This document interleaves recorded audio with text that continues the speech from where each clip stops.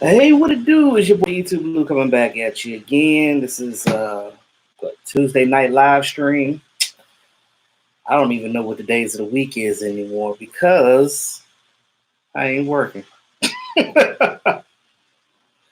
Oh my god! Wait for some people to come up in here and see what we got.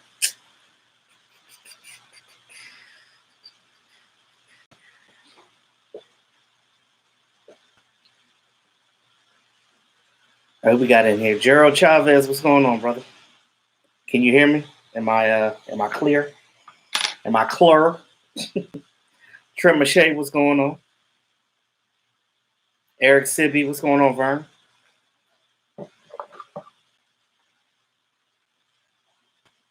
Yeah, that's the question. Will Dallas sign Poe? They said that they were in contract talks with him right now, so we'll see what happens. I don't know what's going on with that, why it's taking so long. Because normally, when a player talks with a team about their contract, normally it's no more than a 12-hour process. So maybe there's something going on with his physicals that's holding it up, or what? Because a lot of these defensive linemen or whatever, it seems like they're the ones that always have like the issues with their physicals and things of that nature. Eastside Harold, you always in here, brother. What's going on? Appreciate you. Yeah, they said that yesterday. They said it today too. But it's like the chicken and egg. Do you want Terry or do you want Harrison? Because I don't think you're going to be able to get both of those guys. Now, I heard conflicting stories. Some people say that Damon's people have been talking to Cowboys, but I think that was just the media putting that out there because he said himself that he didn't physically talk to the team. So I think that they were looking more at Terry Poe. Now, I'll tell you why the team probably looked more to Poe than to Harrison because they're doing their research on all these guys. Now, they even looked at Ndamukong Suh. I don't want Suh. I don't want him. Dave Moore, what's going on? Raymond? Odell Beckham. Carlos Rivas. Michael Rodriguez. What's going on, y'all? How y'all doing? Did I roll the R right? Did I do it right? Yeah, but like I was saying, though, I think they're looking more at Terry Poe for the simple fact that he's a bigger guy, yes, but he's a little more mobile than Snacks Harrison is. So Snacks Harrison has one thing that he does. Now, granted, if he's going to play the one technique, that's all you really need him for. You don't need him to be a lateral guy. Now, a lot of teams, to combat Snacks'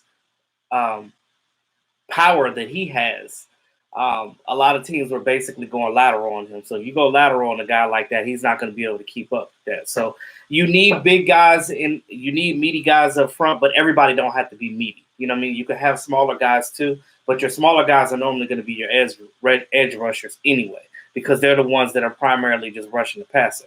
When you get that, as they like to call it, trash can full of dirt, you get that one technique guy, because Gerald McCoy, he's pretty much going to be your three technique. Both him and what's his name? Tyrone Crawford. You said he steps on people. Yeah, that's why I don't like Suh. Suh always been a dirty player, man. Yep, Poe is definitely quicker. And I think that's why they were looking at Poe as opposed to Damon.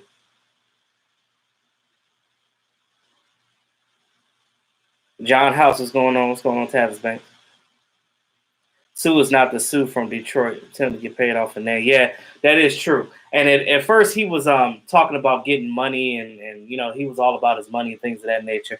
I also don't want Jadeveon Clowney. I don't want Jadeveon either. They just put our city in El Paso, Texas in quarantine. Yeah, Carlos, we all on it, man. Vern, I'm gonna tell you about Crawford, and I'm gonna tell you guys all about Crawford. I'm glad you brought Crawford up. Who do you think will be our Randall Cobb replacement? They're looking at Philip Dorsett right now. They might sign Philip Dorsett. Clowney is definitely overrated. I don't like him. Yeah, he's lazy. He's a part-time player. Like you'll see him, his motors doesn't run all the time. Like he takes plays off. You don't need a guy like that. Here's the thing about Tyrone Crawford that you guys are missing. I noticed, and I know I've been seeing this all over on Twitter, on Instagram, on my channel, on other Cowboy YouTubers' channel. Some of you guys apparently don't seem to give Tyrone Crawford his respect. Oh, or Dorsett went to the Seahawks today? Damn. I didn't see that come up in my feed. Damn. Well, they missed out on that one too.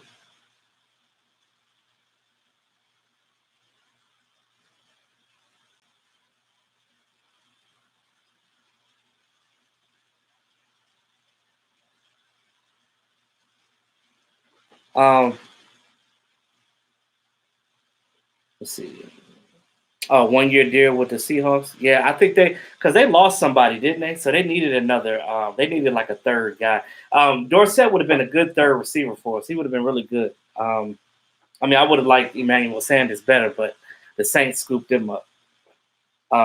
His grandmother, the reason why he went to the Saints. Now, the thing about Tyrone Crawford that I was trying to explain to you guys is this.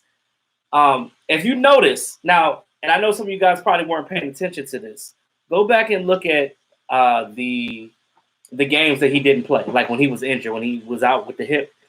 Go back and look at those games. We were getting gashed like hell in them games that he did not play. Now, remember when Crawford did play, we were much better. We were getting a lot of pass rush. That was back when Randy Gregory didn't play that much. He only played like 16 games, and the whole time he's been with us, so he's been iffy. But even when David Irving was here, you look at, when him, Tyrone Crawford was there. Tyrone Crawford did a lot of the dirty work. Now, you didn't see, just because you don't see their production doesn't mean that they're not doing good for your team. Every position on every line or whatever the situation, just because you're not seeing the stats, because a lot of times you're not going to see everybody's work. The fact that he did a lot of the grit work in that 3 technique spot, like they put Tyrone Crawford everywhere. The fact that he has position flex, you want a guy like that on your team. And he's not a bad player. I don't know why some fans are just like, oh, cut him and get rid of him. I'm like, you see what happened when he wasn't in the game. We were getting gashed when he wasn't in the game. He definitely helped out D-Law. He helped D-Law do D-Law's job. If you go back and look at some of those games, I'm telling you, I ain't lying. When Crawford is in the game, D-Law played better. Robert Quinn ain't here no more, but a lot of the other guys that Kerry Hyder was able to get some pressure, and now he's with San Francisco. Malik Collins was able to do some work. Now Malik Collins is with the Raiders. So you look at this defensive line as a whole, when they're working together and you have certain guys in the right places, it's going to work real good. And another thing is, too, you look at what we had with Marinelli. We know that system was outdated, that Tampa 2 defense was not hitting. Oh, you found it. Hey, Coco, what's going on? You said Malik was overrated, too? Malik was just Malik. He was just that 3 technique. He was a player that was decent. He did his job, like, you know what I mean? But he was also injury prone as well. So I feel like if some of these guys didn't get injured like they did, I think we would have had a better situation. And then you can look at the coaching on the defense. Rob Marinelli had his way of doing things, and then Chris Richard wanted things his way. And like, it just, the 2 different philosophies didn't work together. So you look at the defense as a whole, and we just didn't function properly. Now you look right now, there's still some guys out there in free agency that can get on defense. We got the draft coming up, so I'm working on the draft now as far as my mocks and stuff like that going. Now, at first I wasn't going to do one this year because we got a whole new coaching staff, and I just thought it was just going to be hard because, I'm not going to be right anyway. Nobody's ever right because so many things go on. And when I do my mock draft, I do my mock draft as if the teams are picking where they pick. I don't sit here and try to speculate who's going to move up or who's going to slide down, because you never know who's going to do what. So it's just something fun to do. I don't care if I'm right or wrong. It is what it is. It's for you guys. It's entertainment. That's what it is. Travis gonna be missed. Yeah, Travis will be missed. And I was gonna talk about him as well. You said you want Everson Griffin. Yeah, definitely. And shoot, if you get Everson Griffin and Poe, I don't know if they've been talking to Everson and his team, but I know that they've been talking to Poe. So I think Poe's issue is I don't know if it's something with the physical that they're dealing with right now, but we'll see what happens. Yeah, Dak. Yeah, Dak definitely needs to be paid. I don't know what's going on, Q. I don't know what's going on with that. I know that Dak's team agent wants him to have a certain amount of money, and not only that, but a certain amount of years because his agent is trying to get him to take a shorter deal, so then that way, once his deal is up, when it he can get a bigger contract in the next market level. So I think that's what they were thinking. Everson probably wants a lot more money, more than likely. That's probably why he didn't come back to the Vikings. So, and the Cowboys are not looking at guys that are going to be asking for a lot of money right now because they only got, 25 something million left on the cap right now. So if Dak Prescott does actually get signed on a contract before June 1, I think that it'll be better for the team because it'll be less hit on the cap this year and they can have more money to spend for other players. But if Dak ends up playing on that franchise tag, that's 33 mil straight down the drain right there. That all comes off the books this year. So you think we're going to field the draft for more active free agents? Like I said, they're going to pick some more guys in free agency, and then they're going to go with the draft. It's going to be a defensive-heavy draft. I'm going to tell you that right now. They probably might only pick 2 people on offense, maybe a wide receiver and an offensive lineman. That's pretty much it. And maybe a backup tight end. Who knows? You said Dak don't deserve 40 mil. I'm not gonna tell a grown man what he deserves. That's one thing that I'm not gonna do. Like I'm not gonna say that what he don't deserve. I just think that he at least needs to get what the market says, which is 35, 36, 37 mil. Now he didn't ask for the 40, and that's what I keep trying to get fans to understand. That was just an aberration. Like somebody just pulled that shit out of their ass. What he was asking for was the length of the contract and the guaranteed money. That was what his team's demand was, not 40 million a year. Like again, you could have paid him 33, 34, but he still wanted to make more than Jared Goff. He wanted to make more than Carson Wentz because the simple fact that Carson Wentz is Mr. Wheelchair and ain't been playing. Dak Prescott haven't missed a game. Oh yeah, that is your opinion, Vern. I'm not shitting on your opinion. I'm just speaking on it in general. I'm just telling you what I wouldn't do. I'm not gonna tell a player not to get their money. That's like if I work a regular job and somebody tell me, oh, I can't get paid a certain amount of money, I'm like, fuck you. You're gonna tell me what the fuck I'm gonna make. Like, you know what I'm saying? Like, I'm not gonna sit here and tell these players not to get all the money they can get. Because again, they put their heart and soul into this game. And Dak Prescott has put his all into the Dallas Cowboys. He has not complained. He's been the leader of this fucking team. And I can't reiterate this enough. The fact that he's done more than enough to get what he deserves. Now, whatever that is, I don't know. I don't give a damn. Just pay him. That's all I care about. Just pay him so he can get this together. Oh, that's not a t-shirt. That's my banner for when I DJ. So those will be put on t-shirts at some point. I was gonna do it for the draft, but since they canceled the draft because of the corona stuff, I can't get my t-shirts made. So there's that.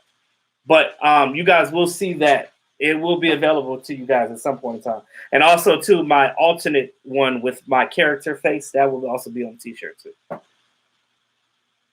Shit. You say E2 deserve 40 million? You goddamn right I do. You damn right. Nah, but, I just look at it like this. Just get your money. Like Travis Frederick said, like he said, he don't blame guys for going out and get what they need to get. Because, again, these guys play this game. They only get a certain amount of medical coverage. I think they're after 7 years in the league or whatever, they don't get medical coverage. So it's a lot that we don't know that goes on the back end of football. And we just look at it from the fan standpoint of what we think of what we want to do and what we would do and this and that. But I look at things in a different mindset, like, because there's a rhyme or reason for everything. And unless you go through something, you don't know exactly how it is. Now, I know some NFL players personally, and having talking to them and actually understanding, because I'm not in the NFL. I ain't never played in the NFL before. So how the hell would I know what the inner workings are unless somebody told me how it was? And like, look, let me tell you what it really is like. Again, it's just like, have you guys ever worked for a job where you were an independent contractor, like whether it's doing Lyft or Uber or Uber Eats or whatever, or a job that you're freelance? That's perfect example. A job that you're freelance. You don't get benefits. You don't really get insurance. So everything that you make in your money, you need to get everything that you need to make in your money, because you need to get compensated, because you need that extra money to make sure your health is right and for your family. So that's just how I feel it. You said you thought it was a sleeve. No, that's my banner. So those of you that were at the Cowboys Redskins tailgate last season when I DJ'd, that was the banner that I had on the front of my table.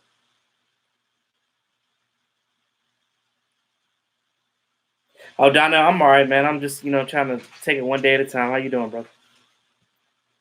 Dak had 4 different quarterback coaches, horrible OC, horrible coach, and one in spite of all that. Yeah. And if you want to go even deeper in that, now of those quarterback coaches, I think that John Kitna was the one that was most helpful to him in helping him progress and changing his mechanics and doing different things like that. Now, I think that Kellen Moore, give him more opportunities to get more acclimated in with that offensive coordinator position. I think that he has a lot of good ideas in his head, but I think Jason Garrett held him back. He held the whole team back. So what I was telling you guys before about the whole Jason Garrett era, we are over with the Jason Garrett era. Let's get a hand clap for that. How about that? So now that we're over with that Jason Garrett era, we're stepping into the Mike McCarthy era. Now, what we don't know is what we don't know. We don't know how he's going to be with the Dallas Cowboys, but I'm going to tell you, he's going to definitely do a better job than what the hell we had before.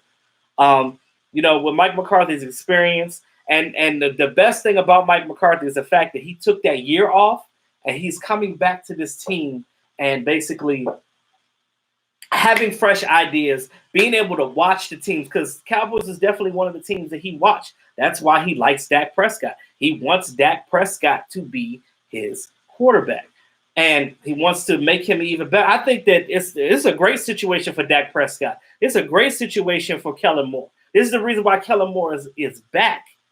You understand that? So, it would have been nice to have Emmanuel Sanders. I was so hurt when he went to the Saints. But I look at it like this. Let's just be a little bit more optimistic as far as what we have going forward with Mike McCarthy and company.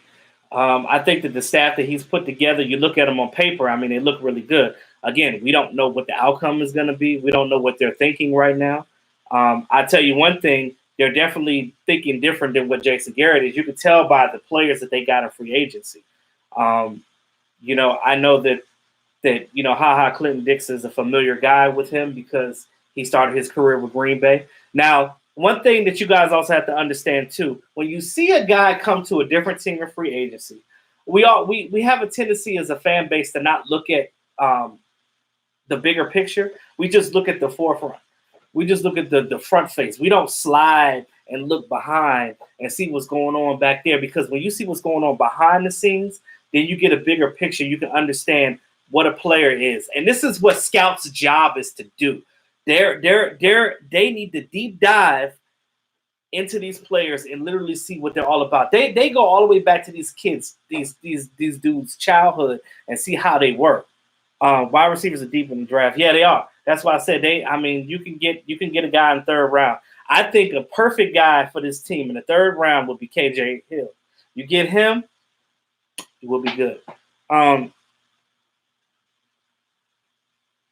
Oh yeah, they'll definitely make more playoff runs with Don. I said with Don. No, your name is Don. With Mike McCarthy, because the simple fact that with Jason Garrett, I got to give him a little bit of credit. You know what I'm saying? Like he'll win you a couple of games, and he'll call some, whatever. But when it comes to the playoffs and getting into crunch time games, they never made adjustments. Now that was our biggest thing, not making adjustments. We just kept doing the same thing over and over and over again. I'm not no Tony Romo, but if I could sit on my couch, it has been many a times I sat there and looked at the game, and I was like Tony Romo. I was on the side like, oh yeah, they getting ready. It's getting ready to be a slant route right here. Oh, it's getting ready to be a back shoulder fade to Dez. Oh, they're gonna do a hitch route right here.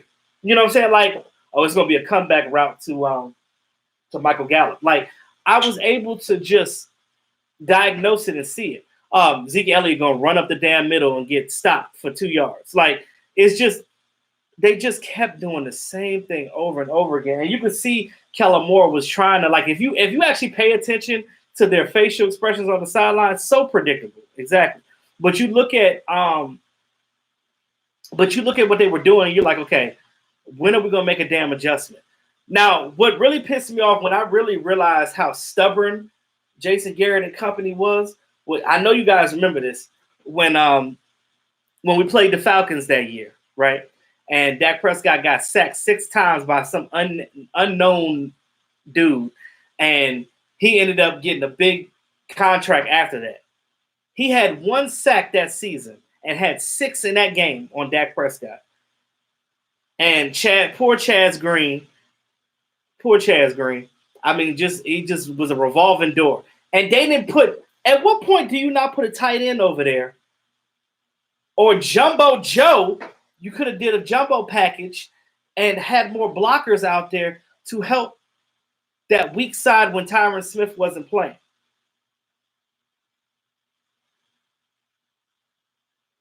And if we knew what the plays were, of course, those NFL coaches. Yeah. Come on now, we're not even coaches. Ain't none of us trained to do none of that stuff. So you already know these smart defensive coordinators already knew what was going on. Come on now, why do you think that this is how embarrassing this was? This is how embarrassing we were. When you have a quarterback like Sam Darnold, Mr. Mono, come back from Mono and says out of his mouth, oh, that's the Dallas Cowboys. They do what they do. Damn, that's so disrespectful. Like, don't that make you feel some type of way as a fan? So every single one of you should be happy that regime is gone, that we now have that we now have Mike McCarthy and Mike Nolan and Fossil and company and all of them. Oh, Jake from State Farm, thanks for the super chat. So next time you order Boober Eats, I hear strippers deliver food topless during the coronavirus. All in favor say aye. That's funny. You guys are hilarious. Q's like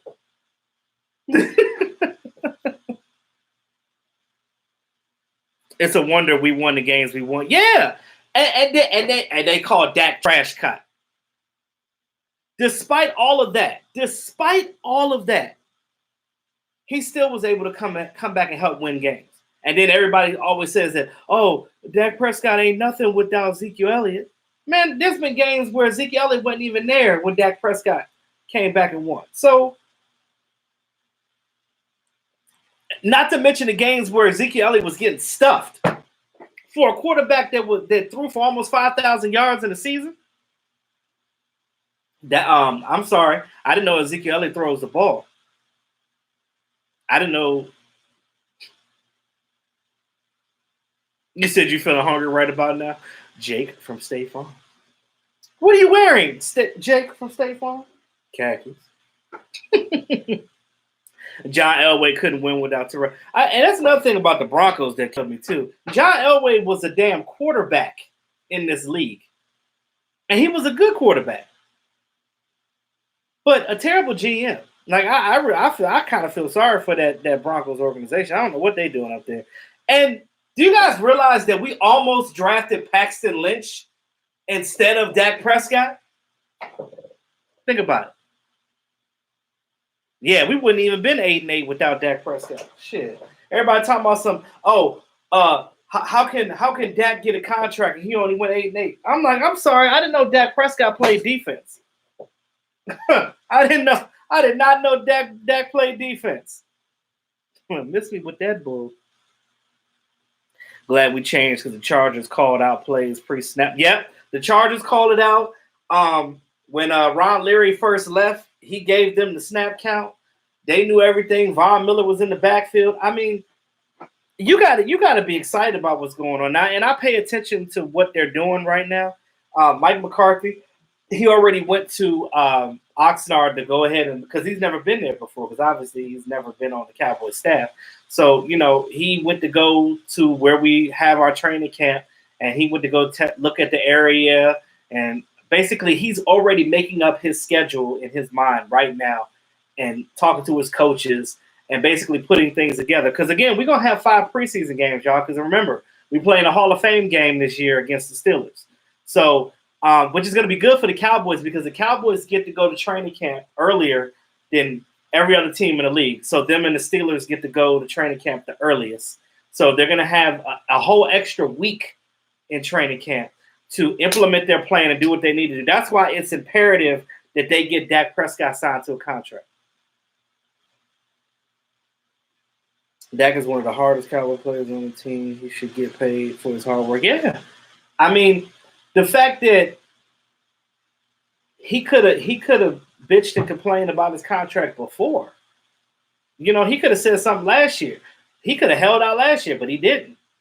Now, I think that if Ezekiel Elliott didn't do what he did, because Ezekiel Elliott should have I don't know what that was all about. He still had 2 years in his contract. I do know what it's about. These agents get in these players' heads, and I understand that the agents got to make their money too, but damn, I feel like they corrupt these players a little bit because, again, these players are like early 20s. Now, what were you doing in your early 20s? Did you know anything about money or finances or how to finance money in your early 20s? Because I know damn sure I didn't. So, of course, you're going to listen to your agent because your agent is the person that is getting you the money. Your agent is paid to do a job. It's just like when you have a lawsuit or something, or somebody trying to sue you or something, you go to court for something and you got a lawyer. You're going to listen to what your lawyer says because that's what you pay him to do. He is a professional in what they do, he or she, because it's a she too. He or she is a professional in what they do, so you're going to pay them for their expertise. It's just the same thing with these contracts. So, do you think our season record will be this year? I don't know what it's going to be. It's way too early to determine that because of the simple fact that our team is not complete yet. We still got many holes to fill, many of them. Now, I always like to wait to complete my draft board after free agency because I want to know what we already have. Because when you do it before free agency, some of the guys that you could go after in the draft is going to change, obviously, because of the simple fact that you're not sitting here wondering, okay, well, we don't have this player, we don't have that player. But if you get some pieces in free agency, because you never want to go into a draft. You never want to go into a draft. Oh my God, we need to get this player. We need to get this position. We need to get that. Like, you want to make sure that you at least have some type of depth in that situation. So if another team steals your guy, you're not reaching. There's been drafts in the past where we have reached like hell, and it didn't work out for us.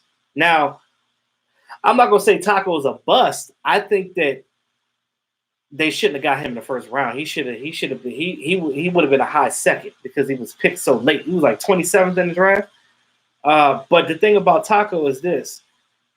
We know that the Garretts didn't know how to, well, his regime didn't know how to produce players. They didn't know how to develop players, which I don't understand why they kept trying to get these project guys. You guys remember F.A. Obata? When we had F.A. Obata, they tried to get him from London when he played football over in London, and he tried to transition to American football, and it was different. And, you know what I mean, they tried to make him a defensive end, and they tried to teach him the position.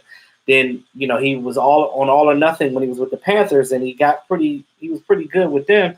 But now I don't even think he plays anymore. Rico Gathers, you get a guy Rico Gathers that's what 6'8", long arms, a basketball player from Baylor, hasn't played organized football since middle school, and you get him into the draft of the NFL.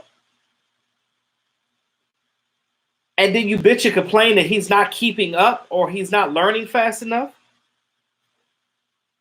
That is your job. You the one that brought that project there. So it's of his fuck ups. He just put it on everybody else. He put it on Dak. He put it on his other coaches and things of that nature. He never took credit for his mistakes. Only thing he ever said, "Oh, we just got to do better as a coach there." It's a false positive.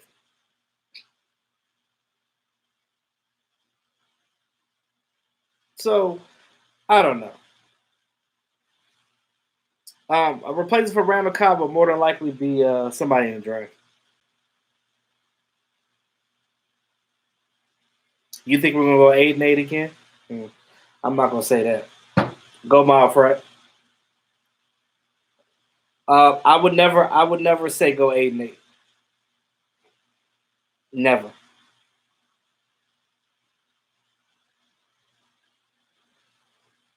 You wish something like that on your team. I can't. It's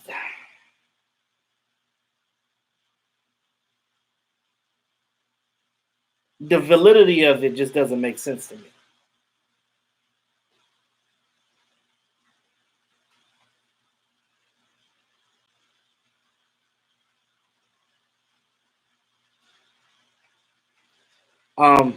Garrett lost me when he iced the kick. Man, he did that shit all the time. Now he stopped after a while, but like earlier in his coaching, he used to do that all the time. And I'm like, this dude don't know nothing about no 2-minute drill. Like, how you gonna be a coach and you suck at coaching in 2-minute drill? So then you just give it to Dak Prescott. You ever notice that like Dak Prescott plays better in certain situations? So if you see something that works, right, allow it to work. So as we embark on getting these different players now, getting ready for next season is going to be a totally different season. I know some of you guys are worried about this team, and I know we're stuck in a box. We're so used to mediocrity, right? We're so used to 8-8, 8-8, 8-8, 9-7, 10-6. Then we'll get a 13-3, 112-4, 11-5. But I just think that Dino, that's more like it in that range, 10-6, 11-5.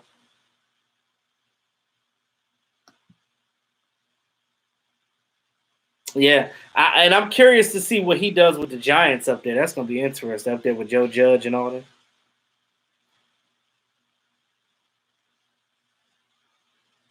And Robbie, I believe that we will definitely adjust more because of the simple fact that this is a different regime. Mike McCarthy ain't no fool. And again, like I said, that year off definitely helped him to basically, relearn his craft and do some different things. He didn't have a running back when he was coaching Green Bay like how we do with Dallas. He didn't have a whole lot of the weapons that we have. You know what I mean? This team was almost ready-made. Now, our defense needs some work, but again, that's why he brought his troops in here. He got Mike Nolan. He got Al Harris. He got Maurice Linguist. He got Jim Tom Sula. They brought back Leon Lett. You know what I mean? Like, they did some different things and brought some guys together that had a philosophy of a winning philosophy. Let's put it that way. Not to mention how trash our special teams was. We was dead last in the league. But having John Fossil and, getting him now, I think that it helps with our special teams. Now, you got to get some special team players in here because special teams lives matter. And I'm going to tell you, I think that's the reason why they got those re-signed Joe Thomas and Justin March, because those guys they make sense for special teams. And they also provide depth on defense. They're not bad on defense. Joe Thomas could tackle. I wonder what they're going to do with Malcolm. I would love to see Malcolm Smith come back. I don't know if they're going to bring him back or not, though. Mike is more about fitting the scheme to the player, unlike Jason Method. It should work out. But right. You never count a player out just because. Now, I understand that the player don't fit your scheme, but talent is talent. If you're a good enough coach, you're able to do some different things. Now, what Jason Garrett and them decided to do, they wanted to change these guys' whole positions to something that we know damn well they can't do.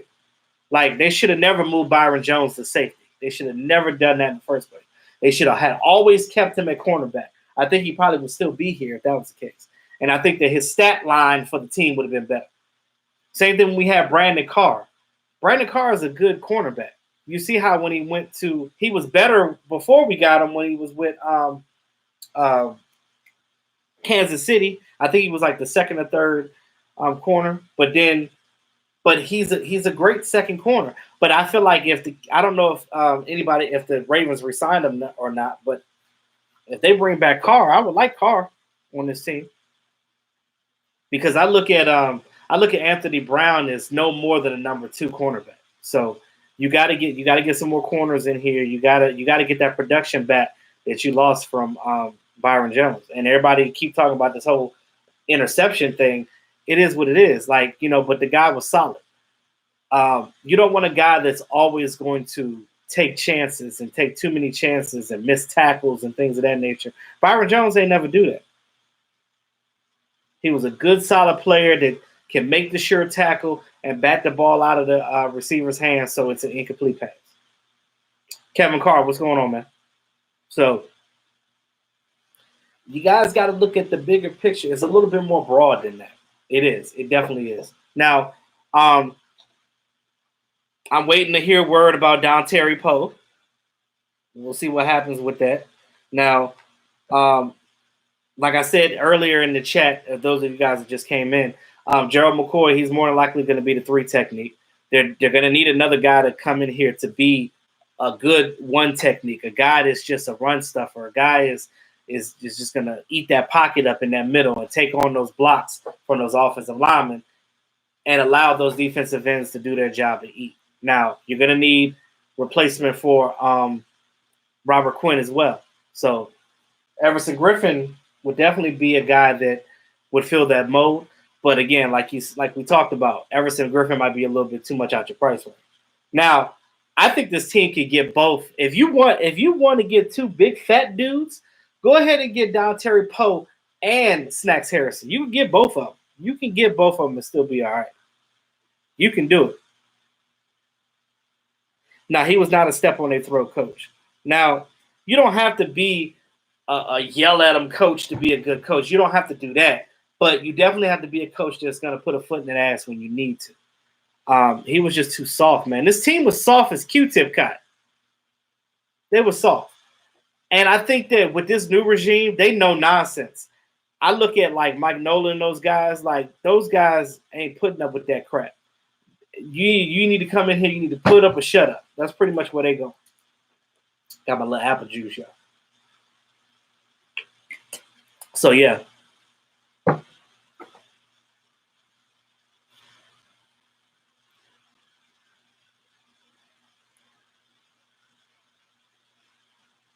Oh, yeah, you get both of those guys in there, definitely going to be some stuffers. Ain't nobody running the ball unless you get them. You know, all them times we kept getting gashed up the middle, that ain't going to happen if you got a fat boy in there. You just need one fat boy. You just need one fat boy. Antoine Woods is an unrestricted free agent, so I think that he's technically still on the team, I guess. Grady Dawson, what's going on? So, he's your backup, or possibly, depending on what they do. Get them fat boys in there. Get all them fat boys in there. You get you got Gerald at that 3 tech. You get Poe. Poe can play the 1 and the 3, right? But if you get Snacks Harrison too, you get that guy straight up in the middle. I don't care that Snacks can't move laterally. I don't give a damn. You don't need him to be a pass rusher. If he gets a sack here and there, okay, great. That's even better. He got you 2 or 3 sacks. That's still a good year for a one technique. You guys got to understand that their job is not to be a pass rusher. If you a good an amazing year for a one technique is 4 sacks and just a bunch of tackles, because again, you get those tackles from eating those running backs up in the backfield, and of course, you know, whatever the situation calls for it. But again, they're not getting that type of production. That's not what they do. Their job is simply to clear that pocket up. Just keep the linebackers clean. That is the whole purpose of it. Because we don't have big linebackers. Our linebackers are hybrid type of linebackers. This is the reason why we would never fit with the 3-4 scheme with the linebackers that we have. Because they're all smaller sideline to sideline type of players. That was the type of linebacker I was too. I never was a guy that wanted to go toe to toe with no damn offensive lineman. I ain't never want to see them big fat boys because them dudes will bust your earlobes out. Let me tell you something. I want to see that fat guy in the middle do his job, and I just sit back there and if that running back slips out the side, boom, right there to tackle. So that's pretty much how our linebackers are. Now you look at LVE. Let's talk about the linebackers for a minute. You talk about LVE, right? He's been having these neck issues since college. So going forward, how is that going to affect him going forward? And I know some people are alarmed by that, but let's see what happens.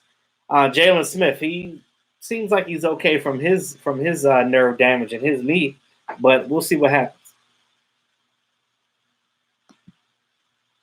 Now, you got Sean Lee back. I know some people groveled about that, but I'm like, having Sean Lee back is a good thing because not only does he provide depth, but he's still that leader out there with those guys and to tell them and be like, hey, you may not see this, but this is where the play is going to open up at. So, I mean, his presence just helped this defense altogether.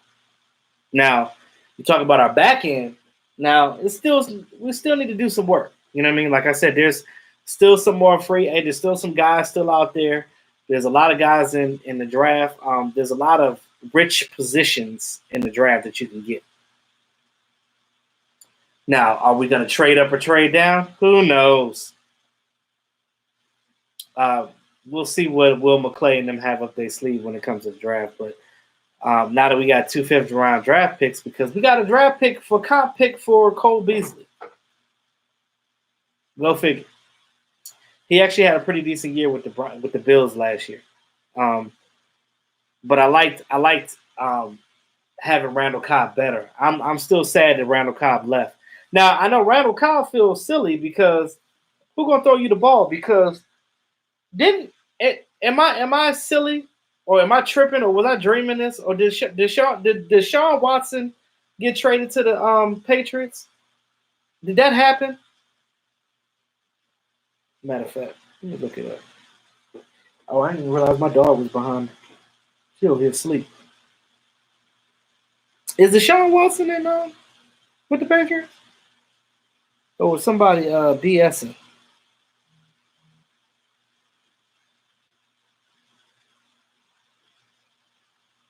They didn't? Okay. I must have been tripping. I saw it somewhere. Maybe somebody was joshing. Oh, it was BS? Okay.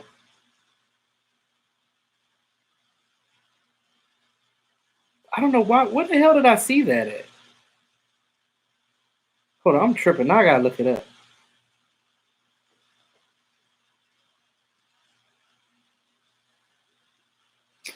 Oh, okay. So I see what it is.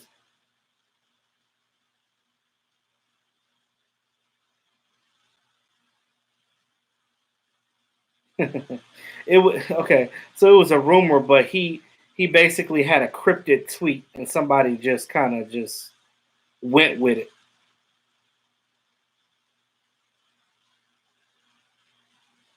So I mean, I guess Does that mean that Deshaun Watson wanted to go to the Patriots? Because again, he's not too happy that Bill O'Brien got rid of his wide receiver. So he ain't happy about that.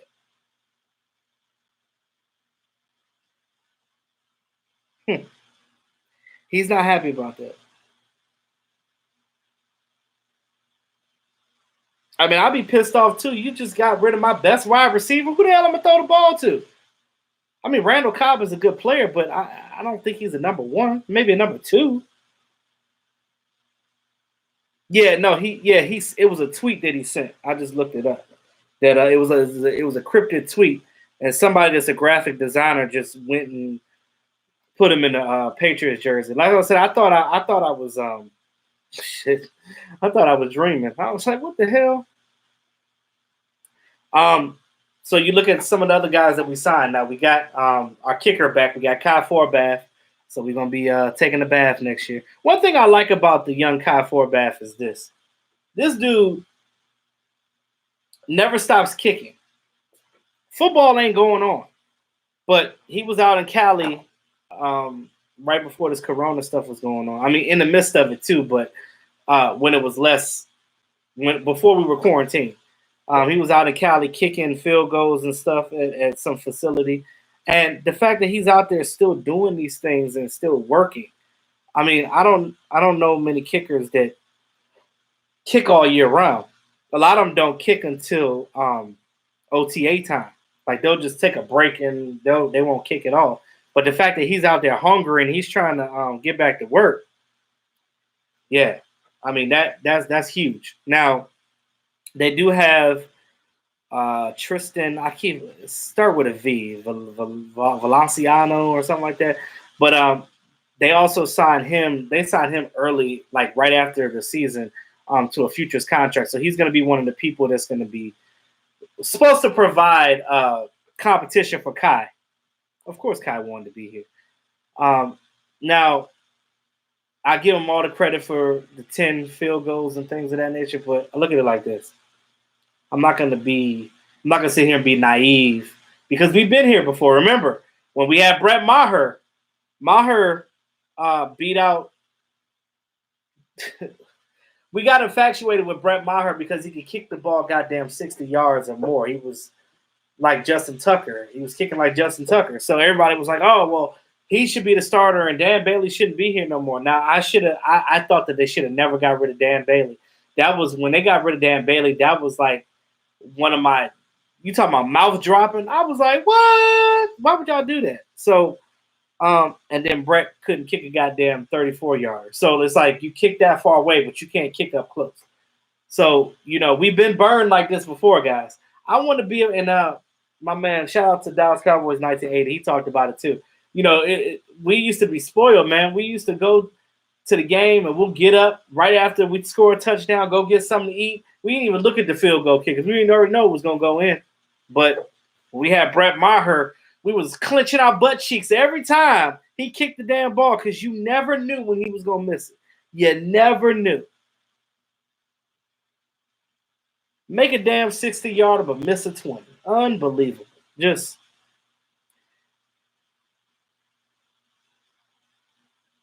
you said special teams is inconsistent, boy. They ain't gonna be inconsistent this year, not with our new special teams coach. Because let me tell you something. John Fossil ain't gonna let that. Bones ain't gonna let that happen. Miss Jackie, welcome. Miss Jackie in the building. Everybody say hi to Miss Jackie. Show Miss Jackie some love and respect, y'all. Do that. Do that.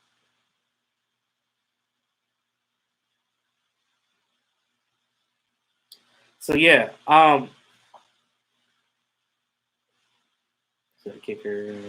One that like we always forget about, LP Lattiser. That's another guy that we forget about. The fact that he's now that Jason Witten is gone, he's the oldest person on the team. He's been the oldest player on this team, again, outside of Jason Witten.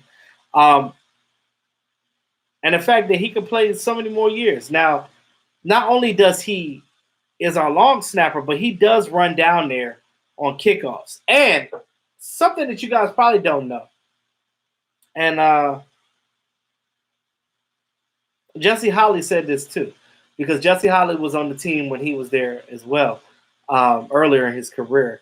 And Jesse Holly basically said that, hey, when we were on special teams, man, if guys didn't know where they were supposed to line up at, or it wasn't clear where you were supposed to line up at, LP Lattiser always knew where everybody was supposed to be. He knew who the protection was. He knew who the gunner was. He knew every spot that everybody was supposed to be at on special teams. And he told him, he's like, no, you need to go over there. You need to go over here. So LP is valuable in that mindset because that's just the way it goes. That is just the way it goes. Now, so LP Lattiser being back is a good thing. Hell, they can keep giving him 1-year contracts every year.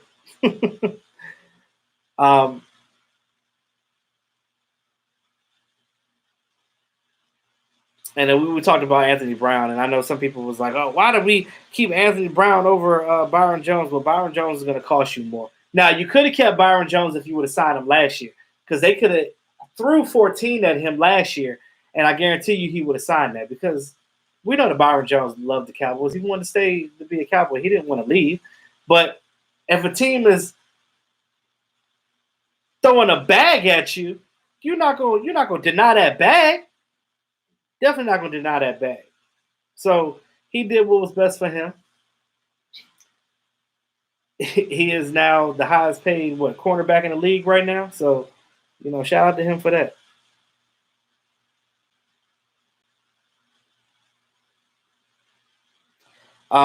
With this whole with this COVID-19, I'll be honest with you, y'all, and I'm sick of it. I'm ready to go back to regular life. I'm not gonna get too much into it because I don't like to talk about it because it starts to get political and it's just it's trash. But it really messed up. It messed up my off season, man, because I wanted to go to Vegas, man, like for the draft. Like it was, I had never been. I had so much planned that I wanted to do on my channel for the draft, but now I feel like now I can't even go to a bar here to do. I got to sit here in front of my TV and talk to you guys. It's gonna be crazy. But that is hopefully by then things will ease up, things will go back to normal. Some I hope. Yeah, Brown is decent. He is decent, but he's not your number one. You definitely got to get another guy in here to be the number one corner. Yeah, they killing us up here. They shut us down.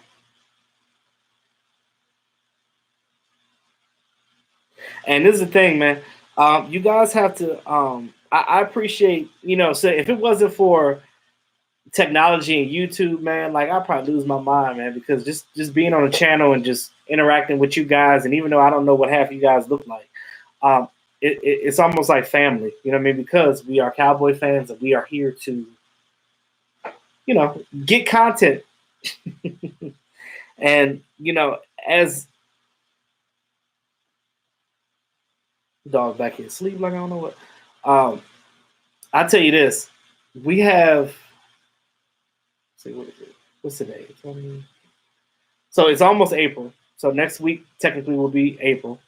I feel like the year is going by fast already. First of all, this year started off like trash. I just hope that after this virus is over with, I hope that when things do go back to normal, that y'all nasty stay cleaning yourselves, because that's important.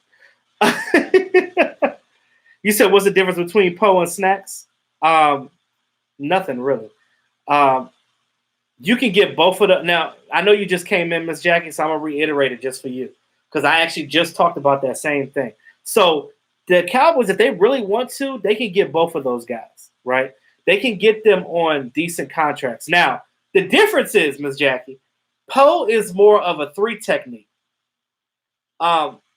Snacks is your number 1. He's your 1 tech.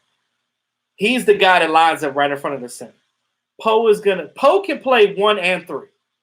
Poe is like what Kerry Hyder was. Kerry Hyder was he could play end and 3. Poe could play 3 and 1. So when you're lining up, Just okay. Imagine this starting lineup. This is a hypothetical, right? So say if somehow,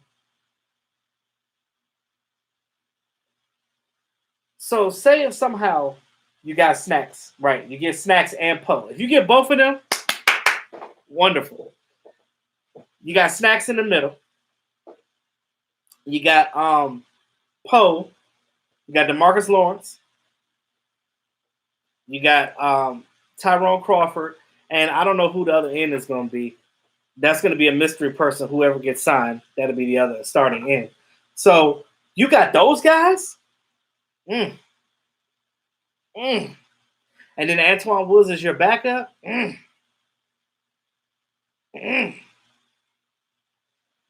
I'm just saying, you can get them, but it's quite possible that you can get them both because I know, um,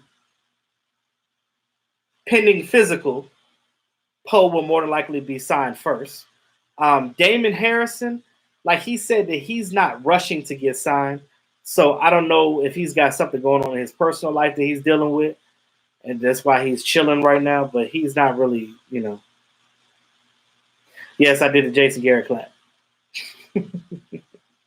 We will always pay homage to Jason Garrett with the slow clap. Now, every time we play, now this is going to be a new thing that we do this season, right? Now that Jason Garrett is the offensive coordinator for the Giants, right? So when we play against the Giants twice a year, we got to do the slow clap before every Giant game, and that clap is to not only show respect for Jason Garrett, but let him know that you're gonna get your ass beat, pretty much. Oh, thank you, Miss Jack. That's my original logo. That's my original. Um, You saw the other one. I put that on there too for the one with the face, my character face. That's my fun logo. That's my DJ logo. But as soon as this coronavirus is over with, and I get my T-shirts made, I will have T-shirts made with this and the one with my character face on it too. So you'll have different options, and then on the back of them, I'll have hashtag always keeping it real. So you guys support me, and my dog just passed gas. Jesus Christ! Oh my God! I don't know if y'all ever smell dog gas, but that's the worst. God damn! Woo! She just crop dusted me. Mm. You said Poe and McCoy can be reunited because they were teammates with the Panthers last year. Yeah, and I think that's another reason why they was going to do it. You said Cartoon Webster. That's fucked up. It don't look like Webster because I don't look like Webster. That's disrespectful, Raymond. Oh my God, she stink. Hey, Coco, go. Jesus, and she sleep too. Like that was a good one. She did it in her sleep too. Oh my God. But does that answer your question, Miss Jackie? I hope it does. So going forward, I don't know what other. I need to look at the waiver wire and see what's out there. I don't know what other wide receivers out there we could possibly look at, but I thought Philip Dorsett was the last one that they were looking at. We'll see.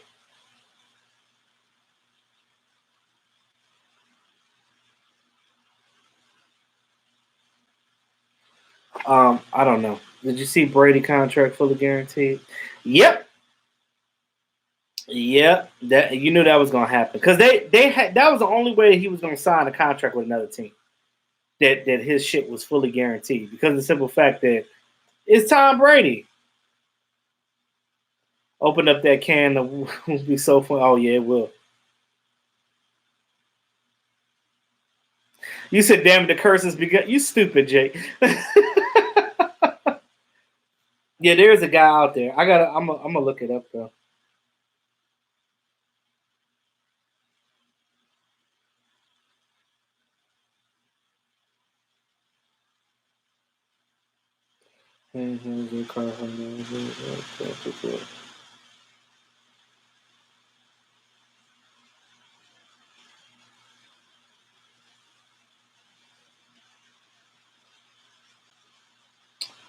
Hold on, guys.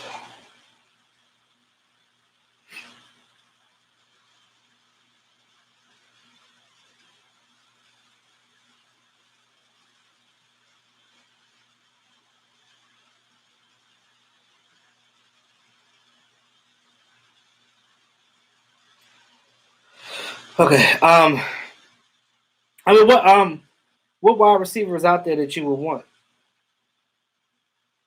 If your dog passed gas in her sleep, get ready when she wakes up, be wanted out. Yeah, I'm gonna have to take her out back. I got an enclosed backyard, so she could just go back there and do her thing, and I'll clean it up later. Jackie, we were already 4-3 defense. We were already a 4-3. Now we have all the personnel really 4-4-4-3. If the Cowboys wanted to switch to a 3-4, we don't have the personnel for that right now.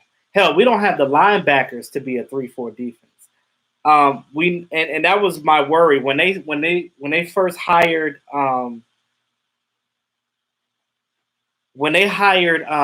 Mike Nolan to be our defensive coordinator. I was worried because no, we're still going to stick with the 4-3 for right now. But I know everybody was confused because Mike Nolan is normally a 3-4 guy. So is Jim Tom Sula, but we'll see how they do it. I mean, they according to what they're saying, we're gonna have a hybrid type of defense where we'll have a four-man front with like whatever they want to do in the back end. Like it's just gonna be different.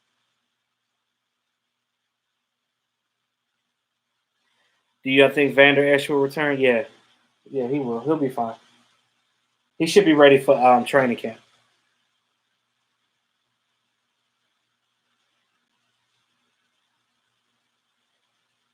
You said they wanted to unite the Watt brothers. Where? Not with the Cowboys.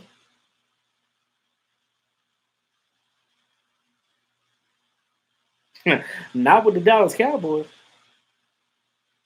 Oh, you said Curtis Samuel. Hold on, let me ended the dude from the we played for the Panthers. Oh, they signed Robbie Anderson. Oh, I missed that too.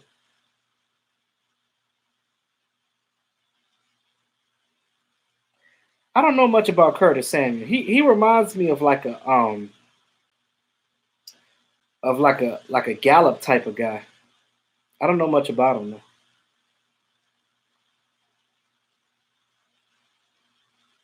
But shit, Carolina getting rid of everybody, ain't they?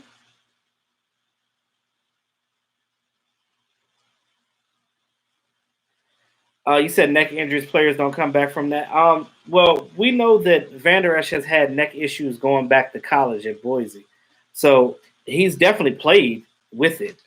He's gotten better with it. He did have surgery on it. So what they did was they did a procedure where they took out. I don't know if they took out a nerve or something. They did something with his neck where they did some type of surgical procedure on there that's supposed to help him going forward. So like I said, he's going to be available by training camp. He'll be fine, but we'll see.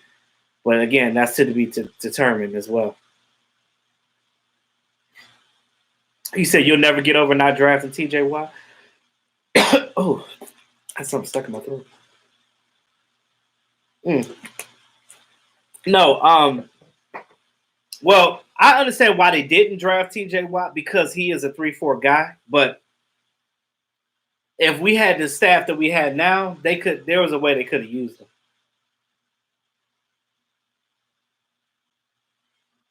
him. Carolina having going out of business sale.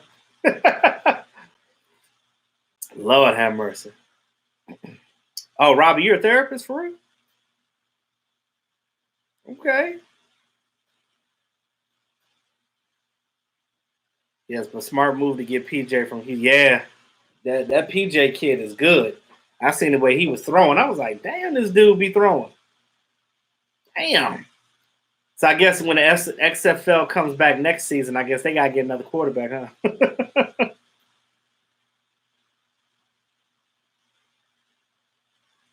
uh, Carolina Panthers.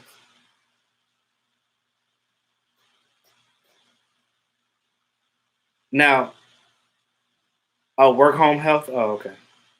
Yeah, because you can't do nothing right now. Can't nobody do nothing right now. You can't touch nobody.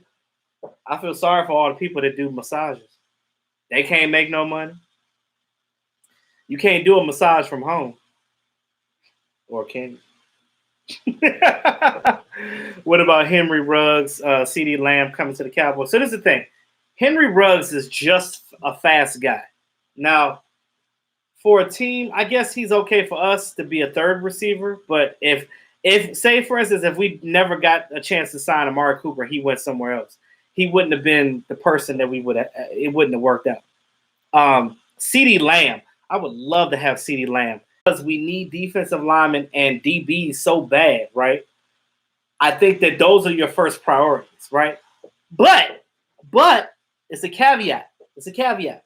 If CD Lamb is there at 17,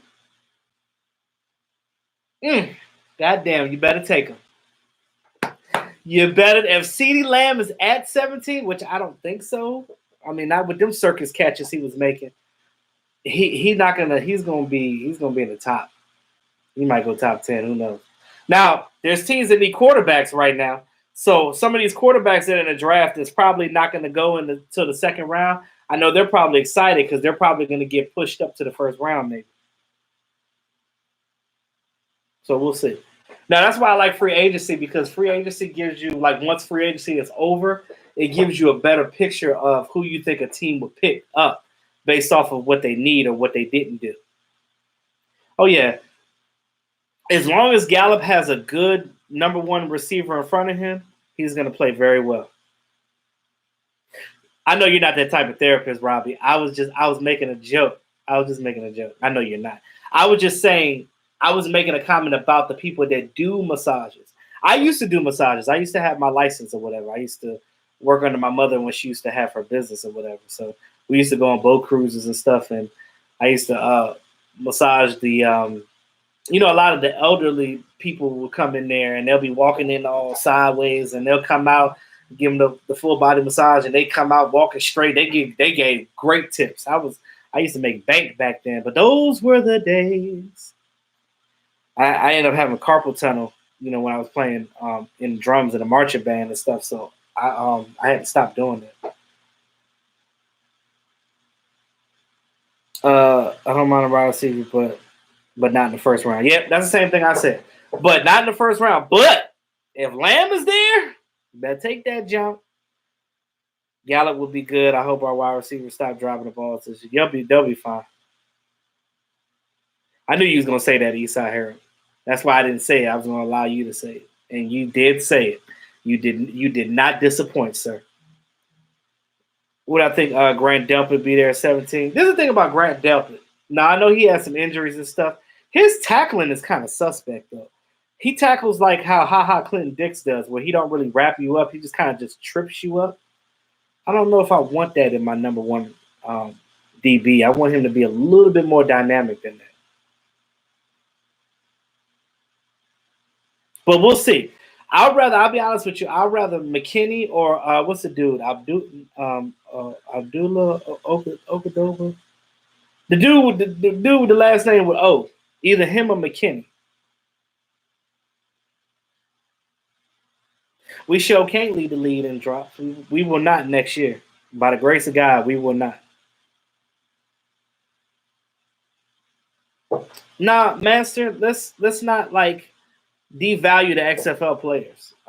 Because not all of them are there for, I mean, yeah, they're there for a reason, but you can only get 53 guys on the team. So, there's a lot of football players in America.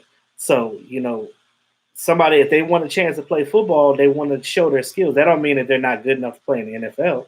It just means that, hell, there was NFL players that were in the XFL. People that got drafted with Dak Prescott is in the XFL. Cardell Jones got drafted higher than Dak Prescott. Is and was the starting quarterback of the DC Defenders. So, I mean, they're still good players. They didn't cut it with an NFL team. Yeah, I like that guy too, Randy. You said with that reach, he should be snatching people. I know.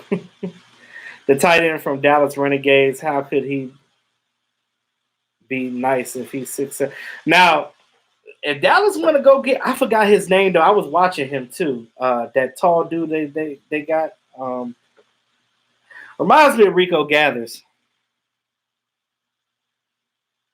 Eastside here, are you fucking serious? You should be ashamed of yourself for that comment. I don't ever say nothing bad about your quarterback, dude. I never say anything bad about Deshaun Watson. Don't come in here and disrespect Dak Prescott like that. Let's be honest with you. If you think Dak Prescott need to be in the XFL, then Deshaun Watson need to be right there with him because Deshaun Watson ain't no better than Dak Prescott.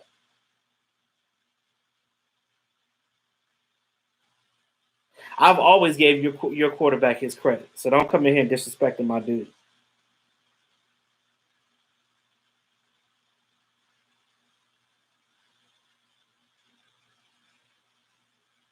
Now, with this new coaching staff, if they were to use a guy as a project player, I'm pretty sure that they will be able to develop a guy better than what Jason Garrett and them did. Yeah, we know Harold was a hater. We know that. You're welcome, Ms. Jack. I'll let Eastside Harold think what he wanted to think. That's his opinion. I just never understood why he gets so much hate. Oh, Lynn Bowden, the dude from Kentucky? Yeah. Randall Cobb had a lot of good things to say about him. And I think Randall Cobb said that he was better than him when he was at Kentucky.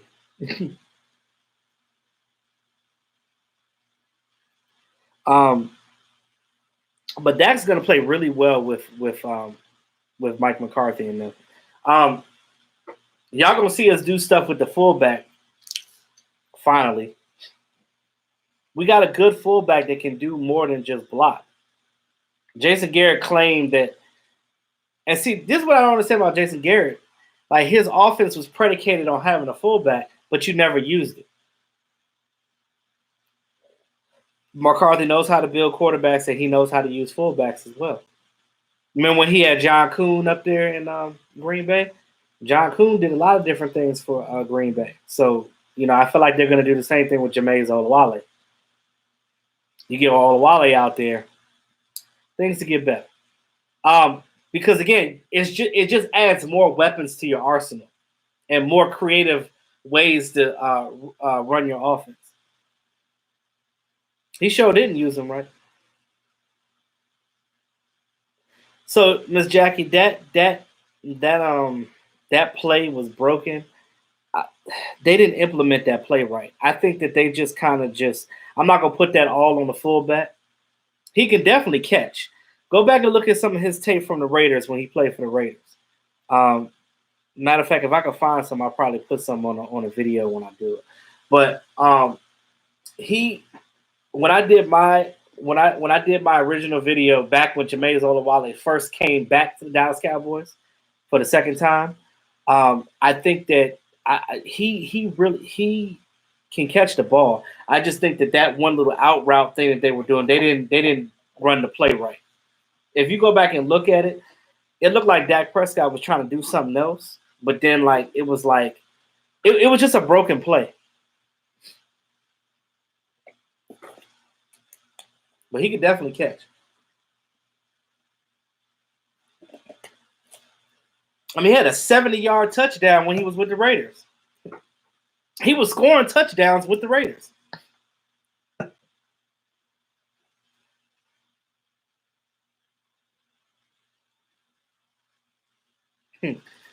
Always err on the side of caution. Now, when you evaluate the whole grand scheme of things, and again, I know that we're still stuck on what we're used to because we kept saying the same thing and seeing the same thing every year. I think that when things start to change, because we're going to see, you probably don't feel the change now because all the changes are in the background. But when we get into OTAs and we get into mini camp and we get into training camp, and you start to see what this new coaching staff is doing, you're gonna find out that like, okay, so this guy is really a good football player. Jason Garrett just ain't using him right. And I think that they need to bring back Tavon Austin, one, because he's a special teamer. He can still be your fourth wide receiver. And he can also play in the slot when needed to. Tavon Austin is a good player too. You see some of the plays that we used him. Every time Tavon Austin had the ball last year, something good happened. Yeah, he never turned around because he didn't know the ball was coming to him. It was almost like the play was broken. It was almost like they didn't implement the play right. It's like when they came to the line, they didn't talk about what the play was supposed to be. So it just like when you go back and look at the whole play, you're like, what the hell happened? Because when Dak threw him the ball, he was still running downfield. He didn't even get to the spot yet. So I don't know if Dak just threw the ball early. I don't know.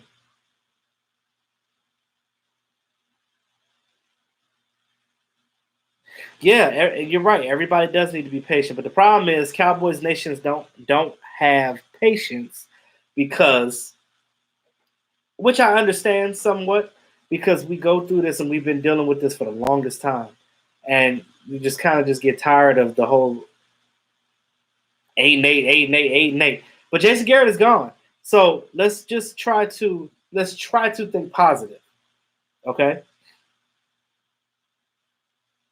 I know, Miss Jackie. I know, 25 years. I know, I know. But this is a new era. 2020 is a new era. When the last time you seen us not only change a coach, but the whole damn staff? That hasn't happened in a long time.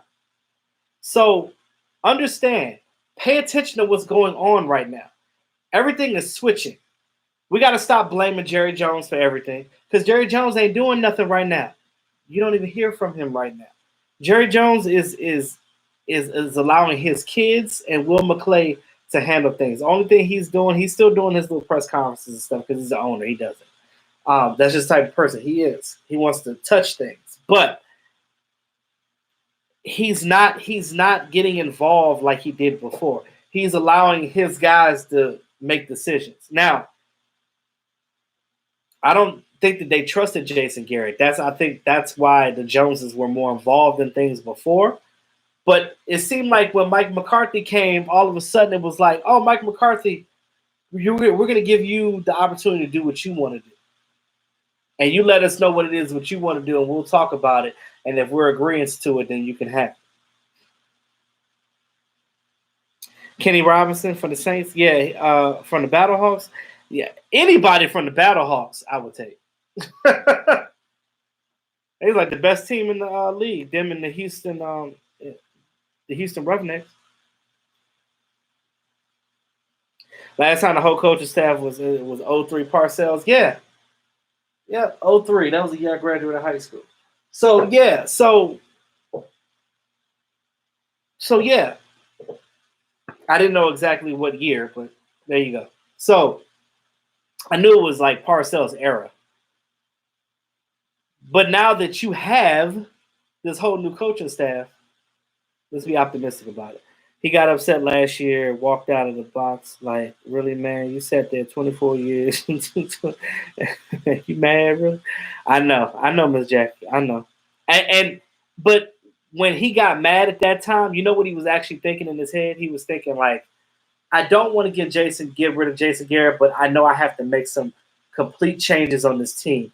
That was when you saw his face after that game, that was when Jerry Jones realized that him and his sons got a clear house. And that's exactly what they did. They even got rid of some coaches that like they were just casualties, like Gary Brown and John Kitna. Those were two coaches I wanted to stay on this team. But they looked at it like this: everybody else got to go. That's pretty much how they looked at it.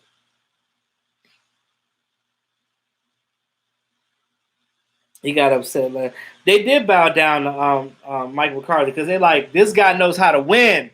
They did not appreciate Garrett because Garrett don't know how to win. Garrett is a yes man. He's a damn puppet. Yeah, he knew it was time. He knew it was time. So that's why when I tell you guys and I reiterate to you over and over again about yeah, I love John Kitna. Now he's going back to high school, but John Kitna is always love for the Dallas Cowboys. So, you know, this is always going to be his second home. We just have to make sure that going forward, we just have to we got to have a different mindset, right? And as YouTubers, we're going to keep you guys in check when it comes to that stuff. We're definitely going to do that. We're not going to leave y'all hanging. But this is why we have our live streams. This is the reason why we have these debates and stuff so we can talk about things and hash out these things. And so I can get your feedback and then I can give you my feedback and then we can come to a common consensus of what makes sense and what don't. But as a fan base, we still have to sit here together and look at this like, okay, we're still here for one common cause, and that's to root for our team. But I want us as a fan base to not just be homers. Now, I know some fans look at it like this, you know, the glitz and glamours, and do all these different things and that. But me, I feel like it's my responsibility, you know, not just as a fan, but to be more realistic. And I have to look at things from a different aspect. I can't just be a fanboy, you know. As much as I want to be just a fanboy and just spew nonsense out my mouth, I can't. I'm not conditioned to do that. I'm not built for that. So, yeah. Blue Star Legends. What up, you two? My wife and I met you and Mark at the draft, and at the season opener last season when you guys drove down. Jason Garrett asked who have been gone. Looking forward to. Oh yeah, what's going on? How you doing? I see. This is the thing. This is why I love to do the events and things like that because I love to meet you guys and to see you guys in person because I kind of put a lot of the shit that y'all be saying into a perspective when I actually see your face. Because again, if you don't have your face on your YouTube, I don't even know what the hell you look like. So you guys know pretty much everything about us because our life is pretty much on camera. So you get to see, you get to know a lot about us that we don't get to know about you guys. It's funny like that. So whenever you're criticizing a YouTuber, understand that like they got a life too. They're human too. And they got shit going on in their personal life just like you do. And I'm no different. So, you know, there's a lot of things going on in my life right now that you guys will never know. But you know, it is what it is. But I'll tell you another thing. We all have to respect each other. It's all about respect.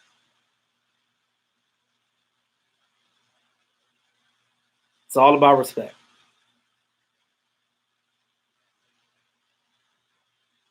Oh, Thomas Garrett, he will be, but I don't know. Maybe he can come back to the Cowboys. I don't know.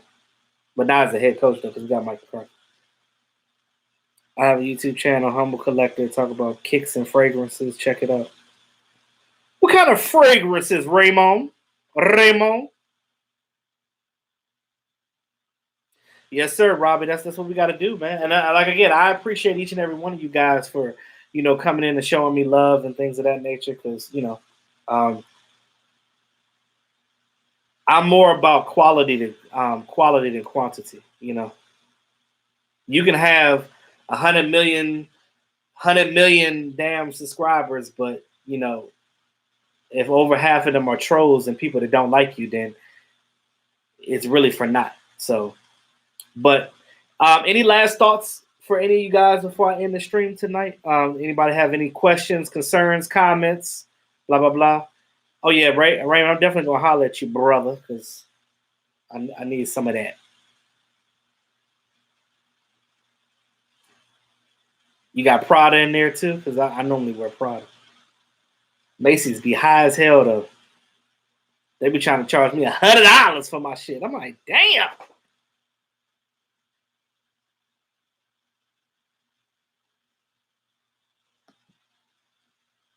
No, I know who you are. I remember now when you said that. I remember who you are. Appreciate it, Miss Coco. Appreciate it. Always appreciate it. McKinney from Bama. Yeah, definitely. He's definitely a guy that I want. Am I going to a Cowboys game next year? Definitely. I am definitely. You say, yeah, you rock Prada. Yeah, Prada is the shit. It really is.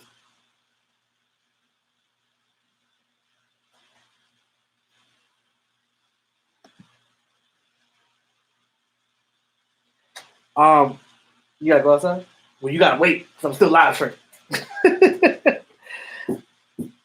And then my dog Coco, this dog here, something else.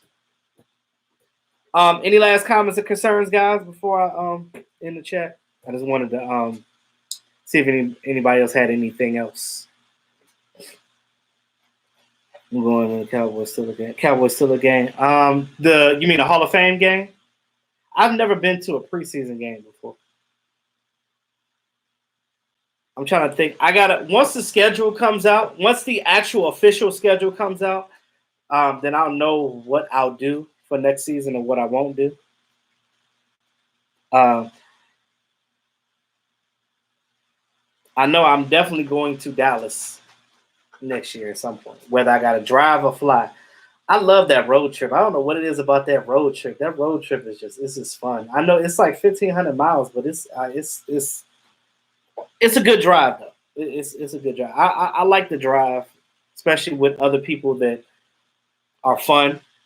Now doing it by yourself, that ain't gonna happen. Dave, I appreciate you guys. Patience is key to new coach staff. Yeah, we definitely have to uh, stay positive with that, and I think that good days are coming, guys, and we're gonna be excited a lot this year. You guys are gonna go right back to buying merchandise and everything. So let's not trip. You going to the San Francisco game? Okay. Road trip is all nature. Yeah, because you know when you fly, you miss all that. You don't get to see all that. But yeah, definitely be looking at some of these wide receivers. I already know the guys that I'm looking at in the draft though, as far as that. But if it's not CeeDee Lamb, I don't want to see a wide receiver to the third round because you need to get defensive linemen and you need to get DBs. Those are your two primary things right now. So yeah. Yep. Happy days are here again. Happy days are here again. All right, y'all. Love, peace, and hair grease is your boy E2 Blue. Always keeping it real. I'll see y'all next time. Y'all have a great evening. Peace.